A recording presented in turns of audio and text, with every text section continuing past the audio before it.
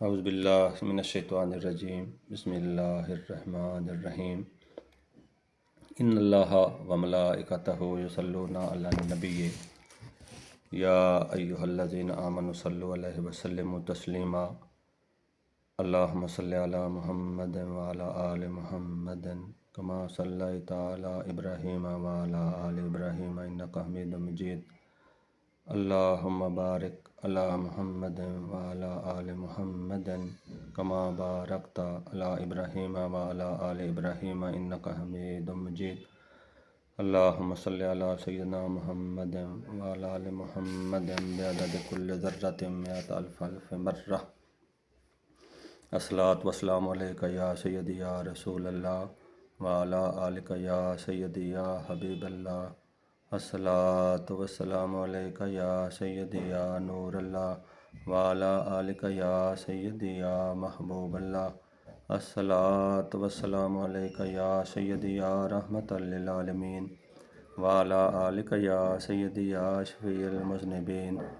الصلاۃ والسلام علیک یا سیدی یا شمس العارفین وعلی آلک یا سیدی یا انیس الغریبین الصلاۃ والسلام علیک یا سیدی یا خاتم النبیین وعلی آلک یا سیدی یا ختم المرسلین الصلاۃ والسلام علیک یا سیدی یا وسیلتنا فی الدارین وعلی آلک یا سیدی یا صاحب قاب قوسین الصلاۃ والسلام علیک یا سیدی یا محبوب رب المشرقین و رب المغربین وعلی آلک یا سیدی یا جد الحسن والحسین الصلاۃ والسلام علیک وعلی آلک و صحابک یا سید الانبیاء والمرسلین نگاہ عشق و مستی میں وہی اول وہی آخر وہی قرآن وہی فرقان وہی یاسین وہی طٰہٰ شوق تیرا گر نہ ہو میری نماز کا امام میرا قیام بھی حجاب میرا سجود بھی حجاب کروں تیرے نام پہ جاں فدا نہ بس ایک جاں دو جہاں فدا دو جہاں سے بھی نہیں جی بھرا کروں کیا کروڑوں جہاں نہیں بلغ العلا بکمالہ کشف الدجیٰ بجمالہ حسنت جمیع خصالہ صلو علیہ وآلہ۔ السلام علیکم ورحمۃ اللہ وبرکاتہ۔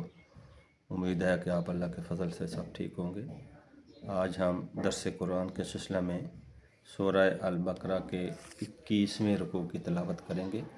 ترجمہ دیکھیں گے، تشریح و مفہوم سمجھنے کی کوشش کریں گے۔ اس رکوع میں کل 9 آیات مبارکہ ہیں۔ پہلی آیات میں اللہ تعالیٰ تمام لوگوں سے مخاطب ہے کہ اللہ تعالیٰ کی حلال کی ہوئی چیزیں وہ کھاؤ اور شیطان کے قدموں پہ مت چلو، کیونکہ شیطان تمہارا ازلی دشمن ہے، کھلا دشمن ہے، وہ تو تمہیں بدی اور بے حیائی کو حکم دے گا۔ اور اس کے بعد اللہ تبارک و تعالیٰ مومنین سے خطاب فرما رہے ہیں، مومنوں سے خطاب فرما رہا ہے کہ تم بھی ایمان والوں سے خطاب فرما رہا ہے کہ تم بھی اللہ تعالیٰ کی پاک اور ستھری جو رزق کی پاک اور ستھرا رزق کھاؤ، اور اس میں آگے جو اللہ تعالیٰ نے جو چیزیں حرام قرار دیں ان کا ذکر ہے، لیکن بوقت ضرورت مجبوری کی حالت میں ان میں سے بندہ کھا سکتا ہے تو اللہ تعالیٰ ایسی حالت میں بخشنے والا غفور الرحیم ہے۔ اور آخری آیات مبارکہ میں اللہ تبارک و تعالیٰ ان لوگوں کا ذکر کر رہا ہے، ان لوگوں پر سخت وعید اور اپنے عذاب کا ذکر کر رہا ہے جو حضور نبی رحمت صلی اللہ علیہ وآلہ وسلم کی شانوں کو، آپ کے اوصاف کو، آپ کے ذکر خیر کو، آپ کی نعت کو چھپاتے تھے علماء اہل یہود و نصارہ، اور اس وقت کے جو امراء تھے جنہوں نے حضور پر ایمان لانے سے انکار کر دیا، حالانکہ وہ جانتے تھے کہ آپ نبی برحق ہیں، تو ان کے لیے سخت وعید ہے، عذاب کا ذکر اللہ تعالیٰ فرماتے ہیں۔ شروع کرتے ہیں جی، بسم اللہ الرحمن الرحیم۔ یا ایھا الناس کلوا مما فی الارض حلالا طیبا ولا تتبعوا خطوات الشیطان انہ لکم عدو مبین انما یامرکم بالسوء والفحشاء وَأَن تَقُولُوا عَلَى اللَّهِ مَا لَا تَعْلَمُونَ، اے لوگو کھاؤ جو کچھ زمین میں حلال پاکیزہ ہے، اور شیطان کے قدم پر قدم مت رکھو، یعنی کہ شیطان کی پیروی نہ کرو، بے شک وہ تمہارا کھلا دشمن ہے، اور وہ تمہیں یہی حکم دے گا بدی اور بے حیائی کا، اور یہ کہ اللہ پر وہ بات جوڑو جس کی تمہیں خبر نہیں، جس کا تمہیں علم نہیں۔ یہ پہلی دو آیات مبارکہ ہیں۔ مشرکین کے جو تھے کفار کے سردار، وہ بھی جو انہوں نے جانور وغیرہ بتوں کے لیے چھوڑے ہوئے تھے، جب ان کا جھٹکا کرتے تھے تو وہ ان کا گوشت بھی نہیں کھاتے تھے۔ تو اللہ تعالیٰ کا فرما رہا ہے کہ وہ چیزیں تو اللہ تعالیٰ نے حلال قرار دی ہیں، تم شیطان کی پیروی نہ کرو نا، دائرہ اسلام میں داخل ہو جاؤ، تو پھر اپنے اللہ تعالیٰ کی حلال کی ہوئی چیزیں اپنے اوپر حرام نہ کرو، ان کو کھاؤ۔ کیوں شیطان کی پیروی نہ کرو؟ کیوں وہ تمہیں بدی اور بے حیائی کا حکم دے گا، یہ ازلی دشمن ہے حضرت انسان کا۔ اللہ تعالیٰ گاہے بگاہے قرآن پاک میں حضرت انسان کو تنبیہ فرما رہا ہے کہ شیطان کے پیچھے نہ چلو، شیطان کے قدم پر قدم رکھنے کا مطلب ہے کہ اس کا کہا نہ مانو، اس کی پیروی نہ کرو، وہ تمہارا کھلا دشمن ہے۔ اور جو چیزیں تم نے اللہ تعالیٰ نے حلال قرار دے دی ہیں، وہ اپنے اوپر کیوں حرام کر رہے ہو؟ اس کا یہ مطلب ہے کہ اللہ تعالیٰ پر وہ بات کہتے ہو جس کا تمہیں علم نہیں۔ وَإِذَا قِيلَ لَهُمُ اتَّبِعُوا مَا أَنزَلَ اللَّهُ قَالُوا بَلْ نَتَّبِعُ مَا أَلْفَيْنَا عَلَيْهِ آبَاءَنَا أَوَلَوْ كَانَ آبَاؤُهُمْ لَا يَعْقِلُونَ شَيْئًا وَلَا يَهْتَدُونَ، جب ان سے کہا جاتا ہے کہ اتباع کرو، پیروی کرو جو کچھ اللہ نے نازل فرمایا، وہ کہتے ہیں بلکہ ہم تو اس پر چلیں گے، اس کی پیروی کریں گے جس پر اپنے باپ دادا کو پایا، کیا اگرچہ ان کے باپ دادا نہ کچھ عقل رکھتے تھے اور نہ ہی وہ ہدایت یافتہ تھے۔ یہ ان کا ذکر ہو رہا ہے جو ان کے آباء و اجداد جو تھے نا، وہ جو گمراہ تھے۔ اللہ فرما رہا ہے کہ جب ان سے کہا جاتا ہے کہ جو اللہ نے نازل فرمایا، یعنی کہ قرآن پاک نازل فرمایا اور اپنے محبوب نبی صلی اللہ علیہ وآلہ وسلم کو بھیجا، ان پر ایمان لاؤ، تو وہ کہتے تھے کہ نہیں جی، ہم تو اپنے باپ دادا کی پیروی کریں گے، ہم نے جیسا عمل کرتے ہوئے ان کو دیکھا ہم وہی کریں گے۔ یہ کتنی بے وقوفانہ سوچ تھی، یہ عقل مندی والی باتیں نہیں تھی۔ اللہ تعالیٰ فرمایا کہ اگرچہ وہ عقل نہیں رکھتے تھے، سمجھ نہیں رکھتے تھے اور ہدایت یافتہ بھی نہیں تھے، تو پھر بھی تم ان کی پیروی کرو گے اللہ کو چھوڑ کر۔ یہ حضور نبی رحمت صلی اللہ علیہ وآلہ وسلم کی شان اس میں بھی، اس آیت پاک میں بھی اللہ تعالیٰ نے بیان فرمائی۔ وَمَثَلُ الَّذِينَ كَفَرُوا كَمَثَلِ الَّذِي يَنْعِقُ بِمَا لَا يَسْمَعُ إِلَّا دُعَاءً وَنِدَاءً صُمٌّ بُكْمٌ عُمْيٌ فَهُمْ لَا يَعْقِلُونَ۔ کافر کی مثال اس کی سی ہے جو پکارے ایسے کو جو پکارے جو خالی چیخ و پکار کے سوا کچھ نہ سنے، بہرے، گونگے اور اندھے، تو انہیں سمجھ نہیں۔ کہ کافروں کی مثال اللہ تعالیٰ نے بیان پھر بھی کہ ایسے کو پکارتے ہو بتوں کو جو کچھ بھی نہیں سنتے، نہ وہ بول سکتے ہیں، نہ سن سکتے ہیں، نہ ہی وہ سمجھ رکھتے ہیں، نہ ہی دیکھ سکتے ہیں، اس کے باوجود تم ان کو معبود پکارتے ہو۔ یا ایھا الذین آمنوا کلوا من طیبات ما رزقناکم واشکروا للہ ان کنتم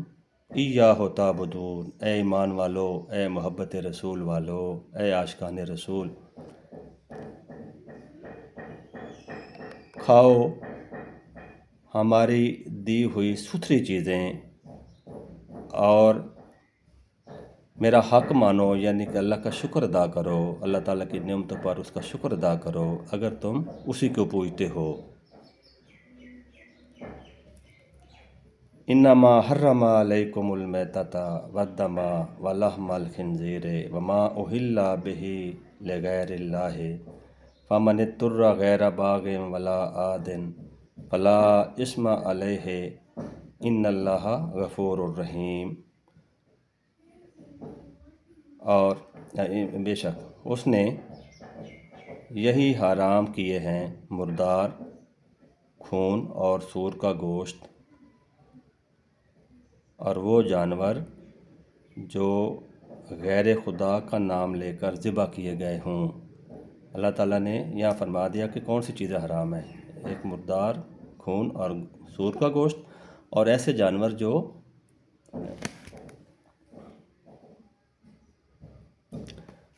غیر خدا کا نام لے کر ذبح کیے گئے۔ وہ غیر خدا سے مراد ہے کہ جو مشرکین جھٹکا کرتے تھے جانور کو اور اس پر تکبیر نہیں پڑھتے تھے، بلکہ یہ کہتے تھے کہ یہ فلاں بت کے نام، یہ فلاں بت کے نام، بسم اللہ اللہ اکبر نہیں کہتے تھے، کہ اللہ کو تو وہ ان کا یقین نہیں تھا، ایمان نہیں تھا، تو وہ جب جھٹکا کرتے تھے بتوں کے نام پر جھٹکا کرتے تھے۔ یہاں یہ غیر خدا یہ ہیں، تو اس پہ اللہ تعالیٰ نے ان کو حرام قرار دیا۔ پھر اللہ فرماتا ہے کہ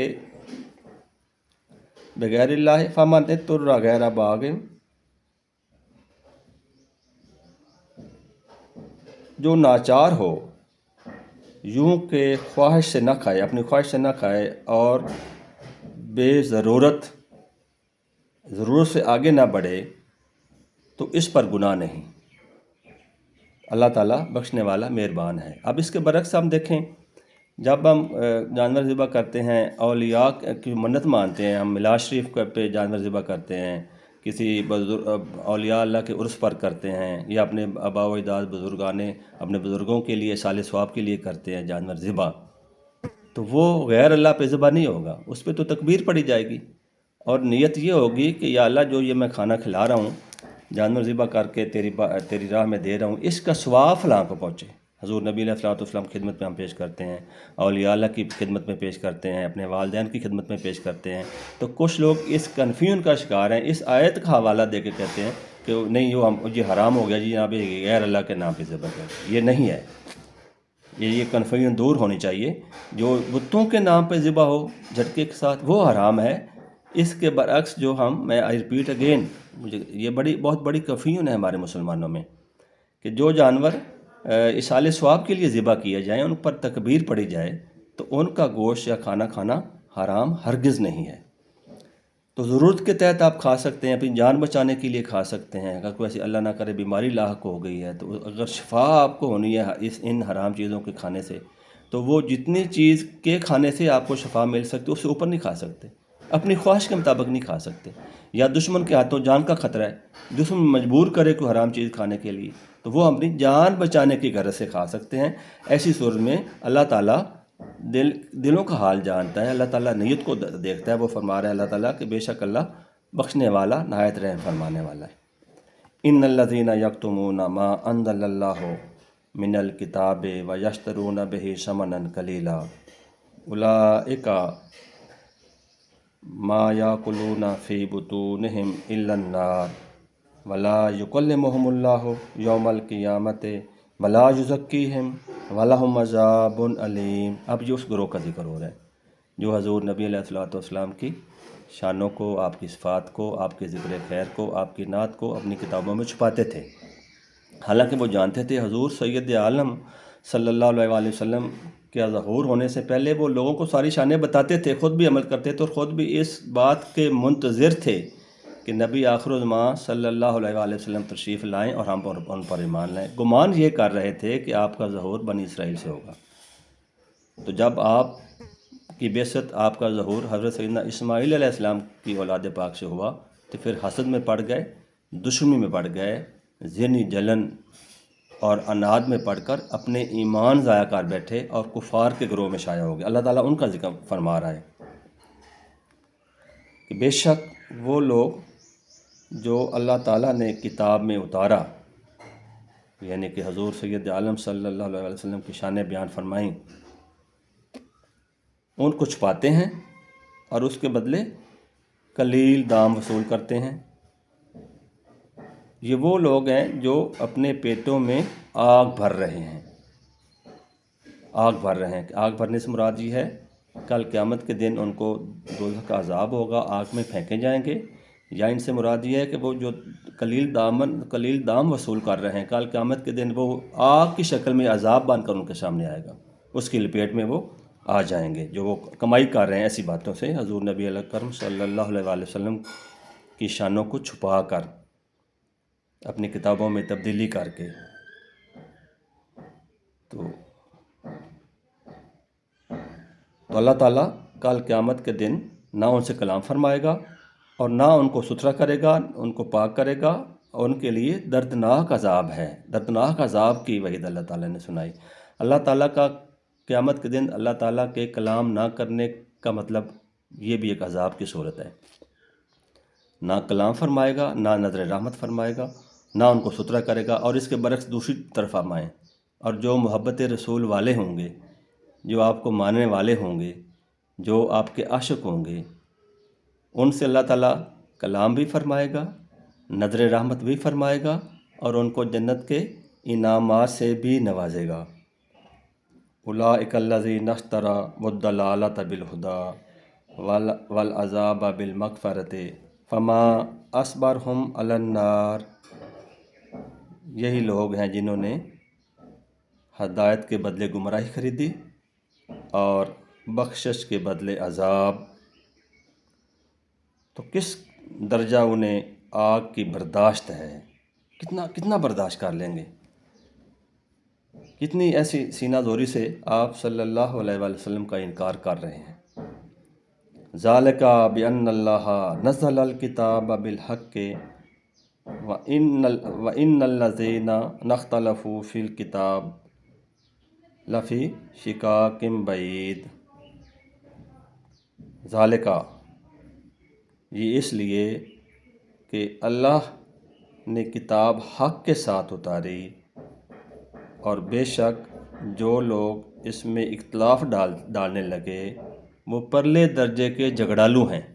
اس سے مراد ایک تو یہ ہے کہ یہاں قرآن پاک کا ذکر ہو رہا ہے کہ اللہ تبارک و تعالیٰ نے قرآن پاک برحق کتاب اپنے محبوب نبی صلی اللہ علیہ وآلہ وسلم پر نازل کی، تو جو اس کو نہیں مان رہے، چاہے وہ مشرکین تھے، چاہے منافقین تھے، چاہے منکرین اہل کتاب تھے، ان کا ذکر ہے کہ اختلاف کرنے لگے تو وہ پرلے درجے کے جھگڑالو ہیں۔ ایک اس سے مراد توریت و انجیل ہے کہ اللہ تعالیٰ نے جو وہ کتاب حق نازل کی اور جو اس میں اپنے محبوب نبی صلی اللہ علیہ وآلہ وسلم کی شانیں، نعتیں اور صاف بیان کیے، وہ حق ہیں،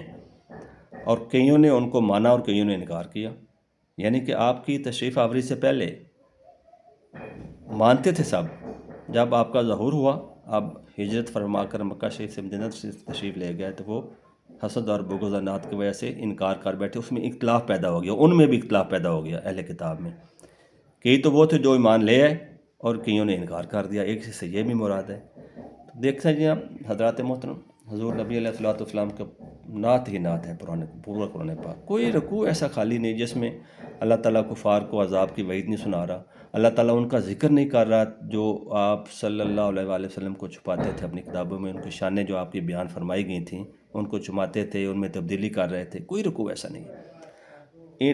ان کو عذاب کی وعید اور حضور نبی علیہ الصلوۃ والسلام کی شانیں اور آپ کے ماننے والوں کے لیے انعامات کی خوشخبریاں۔ تو جب ہمارے عقائد ٹھیک ہوں گے، ایمان ٹھیک ہوگا، تو پھر قرآن پاک ہمیں حقیقی فیض سے نوازے گا۔ اگر عقیدے میں گڑبڑ ہو گئی، اگر ایمان ٹھیک نہ رہا، تو یقین کریں اعمال کام نہیں آئیں گے۔ تو اللہ تعالیٰ ہمیں ایمان کی حقیقی دولت نصیب فرمائے، اپنے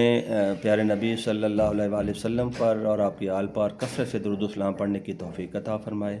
اپنا ذکر کثیر کرنے والوں میں پیدا فرمائے، قرآن پاک کے مفاہیم کو صحیح معنوں میں سمجھنے، ان پر عمل کرنے کی توفیق عطا فرمائے، اور اس کے فیض سے ہم سب کو نوازے۔ وما علینا الا البلاغ۔ اللہم صلی علی سیدنا محمد وعلی آل محمد بعدد کل ذرۃ مئۃ الف الف مرہ۔ الصلاۃ والسلام علیکہ یا سیدی یا رسول اللہ وعلی آلکہ یا سیدی یا حبیب اللہ۔ السلام علیکم ورحمۃ اللہ وبرکاتہ۔